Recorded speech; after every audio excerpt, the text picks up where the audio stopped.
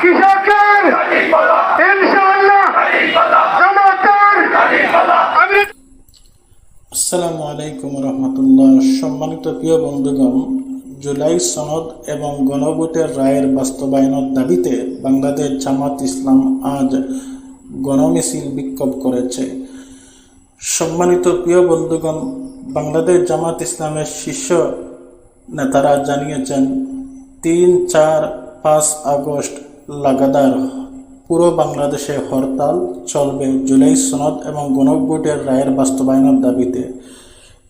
সম্মানিত প্রিয় বন্ধুগণ, এখনই বিএনপির মুখোশ টেনে খোলার সময় এসেছে।